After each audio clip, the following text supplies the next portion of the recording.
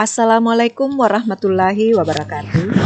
Halo anak-anak, bagaimana kabarnya hari ini? Semoga dalam keadaan sehat selalu ya. Selamat berjumpa kembali di video pembelajaran IPS kelas 8 semester ganjil. Bersama saya, Ibu Hasmi.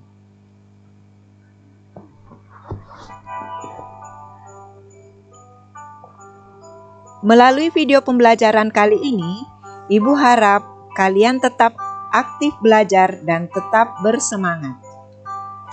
Anak-anak, pada video sebelumnya kita sudah membahas tentang mengenal negara-negara ASEAN. Nah, pada video pembelajaran kali ini kita akan membahas materi tentang interaksi antar negara-negara ASEAN. Tujuan pembelajaran. Setelah kegiatan pembelajaran dilaksanakan, anak-anak diharapkan dapat 1. Menjelaskan makna kerjasama 2. Menjelaskan bentuk-bentuk kerjasama 3. Menjelaskan upaya meningkatkan kerjasama antar negara ASEAN. Pengertian kerjasama. Hubungan antar negara ASEAN semakin diperlukan seiring dengan munculnya berbagai macam kebutuhan yang berbeda-beda dari tiap-tiap negara anggota. Organisasi internasional kemudian dibentuk guna mengatasi dan meminimalisasi masalah yang dapat ditimbulkan dari interaksi antar negara dalam berbagai bidang. Contohnya, Association of Southeast Asian Nations atau ASEAN yang merupakan salah satu organisasi internasional yang bersifat kawasan atau region. Dapat disimpulkan bahwa kerjasama adalah menjalin hubungan antar dua negara atau lebih demi mencapai suatu kesepakatan. Terdapat faktor pendorong dan penghambat dalam kerjasama sebagai berikut. Faktor pendorong. 1. Kesamaan dan perbedaan sumber daya alam. Kesamaan sumber daya alam antara beberapa negara dapat mendorong terbentuknya kerjasama antar negara. Perbedaan sumber daya pangan di setiap negara ASEAN juga melahirkan kerjasama. 2. Kesamaan dan perbedaan wilayah atau kondisi geografis. Karena kesamaan letak geografis, beberapa negara di suatu kawasan pada umumnya mengadakan kerjasama untuk menjaga stabilitas dan keamanan negara. Bentuk-bentuk kerjasama. Interaksi dan kerjasama antar negara-negara ASEAN semakin berkembang seiring dengan munculnya berbagai kebutuhan setiap negara anggota. Organisasi internasional kemudian dibentuk guna mengatasi dan meminimalisasi masalah yang dapat ditimbulkan dari interaksi antar negara dalam berbagai bidang. Faktor penghambat. 1. Perbedaan ideologi. Faktanya, saat ini hampir tidak ada negara ASEAN yang menutup diri dari kerjasama antar negara ASEAN. 2. Konflik dan peperangan. Kondisi konflik dan peperangan yang terjadi di dalam negeri maupun antar negara mengganggu stabilitas negaranya sehingga akan menghambat kerjasama. 3. Kebijakan protektif. Suatu negara yang menerapkan kebijakan yang bertujuan melindungi kepentingan dalam negeri dan meningkatkan daya saing. 4. Perbedaan kepentingan tiap-tiap negara. Kerjasama dibutuhkan bagi perkembangan dan masa depan negara di dunia. Akan tetapi, dalam kerjasama antar negara, tiap-tiap negara memiliki kepentingan yang berbeda. Perbedaan ini dapat menghambat kerjasama yang harmonis. Bentuk kerjasama di bidang sosial dan budaya. Kerjasama antar negara-negara anggota ASEAN dalam bidang sosial dilakukan agar tercipta kerukunan dan kemajuan bersama. Berbagai bentuk kerjasama di bidang sosial negara-negara anggota ASEAN antara lain sebagai berikut. Bidang pembangunan sosial dengan menekankan kesejahteraan golongan berpendapatan rendah, perluasan kesempatan kerja, serta pembayaran upah yang wajar. Membantu kepada kaum wanita dan pemuda dalam usaha-usaha pembangunan. Menanggulangi masalah perkembangan penduduk. Pengembangan sumber daya manusia. 5. Peningkatan kesejahteraan. Program peningkatan kesehatan, penurunan budaya dan seni, juga festival film ASEAN.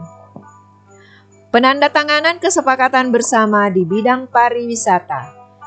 Penyelenggaraan pesta olahraga 2 tahun sekali melalui SEA Games.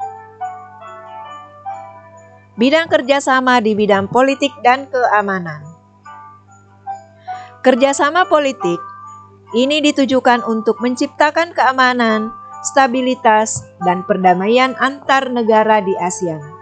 Beberapa contoh nyata kerjasama politik dan keamanan adalah Traktat Bantuan Hukum Timbal Balik di bidang pidana, Konvensi ASEAN tentang Pemberantasan Terorisme, Pertemuan para Menteri Pertahanan, Penyelesaian sengketa Laut Cina Selatan, Kerjasama Pemberantasan Kejahatan Lintas, kerjasama di bidang hukum, bidang migrasi, dan kekonsuleran, serta kelembagaan antar parlemen. Bentuk kerjasama di bidang pendidikan. Kerjasama bilateral maupun multilateral di bidang pendidikan terus dilakukan oleh negara-negara ASEAN demi tercapainya tujuan meningkatkan kualitas pendidikan di Asia Tenggara dan meningkatnya daya saing internasional.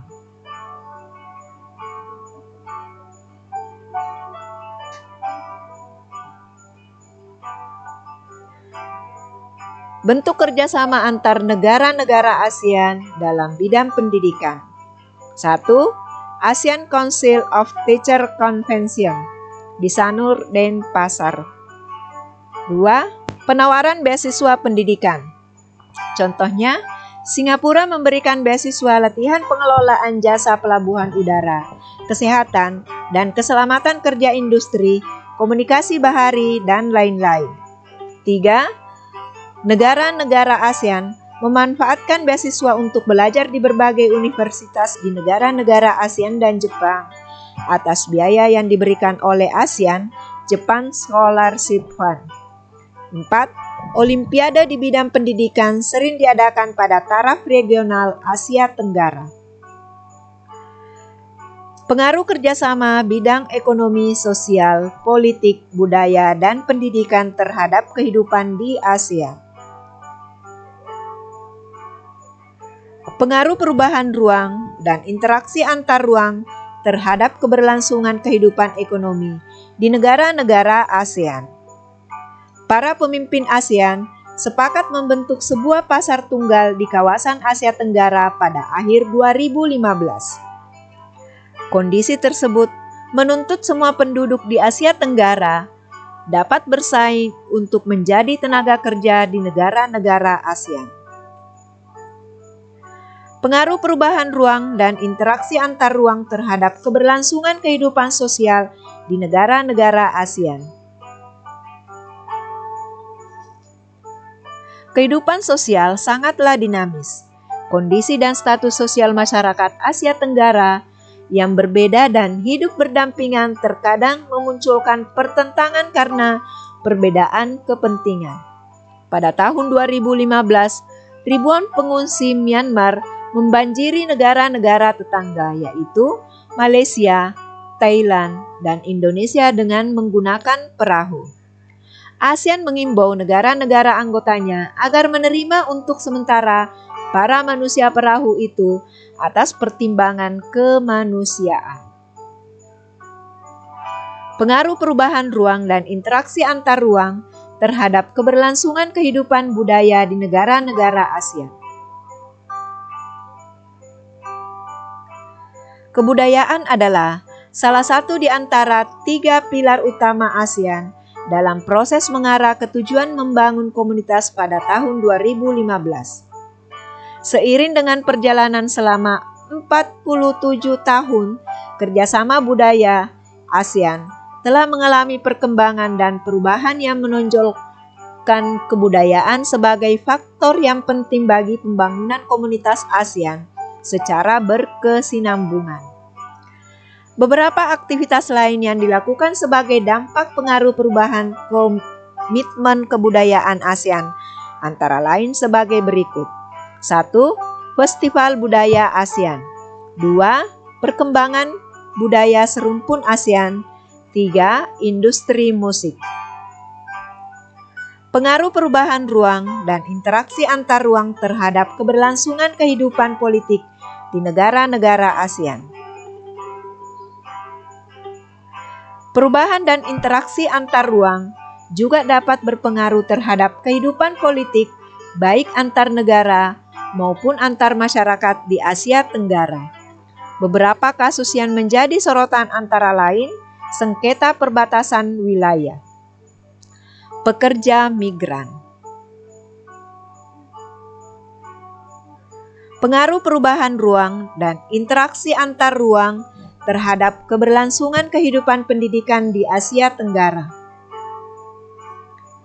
Ketimpangan mutu pendidikan antar negara anggota ASEAN menjadi salah satu kendala terbesar ASEAN. Kualitas pendidikan dan lulusan yang kompeten mengubah paradigma pendidikan di setiap negara. Secara khusus, menghadapi masyarakat ekonomi ASEAN, pemerintah Indonesia berupaya memberikan kesempatan kepada lembaga pendidikan melalui reformasi menyeluruh dalam sistem pendidikan. Upaya-upaya meningkatkan kerjasama di antara negara-negara ASEAN. Upaya meningkatkan kerjasama antar negara-negara ASEAN yang telah terbangun melalui 3 pilar ASEAN dalam rangka pembentukan masyarakat ASEAN tahun 2015 terus ditingkatkan. 3 pilar tersebut yaitu kerjasama dalam bidang politik, keamanan, ekonomi, dan sosial budaya. Dalam bidang politik dan keamanan, ASEAN terus berupaya meningkatkan kualitas pelayanan publik melalui peningkatan kemampuan pemerintah dalam pelibatan masyarakat madani, civil society, dalam pengambilan keputusan. Dengan berperan dalam kerjasama ASEAN, Indonesia selayaknya dapat meningkatkan daya tawarnya. Dalam pilar politik dan keamanan, secara historis, Indonesia adalah pendiri ASEAN, sehingga secara politis mempunyai pengaruh yang kuat. Selain itu, militer Indonesia diyakini masih yang terkuat di ASEAN. Nah, anak-anak, demikianlah penjelasan tentang interaksi antar negara-negara ASEAN. Semoga bermanfaat dan dapat memudahkan kalian untuk memahaminya. Terima kasih karena sudah menyimak video ini. Jangan lupa like, komen, subscribe, dan nyalakan tanda loncengnya. Assalamualaikum warahmatullahi wabarakatuh.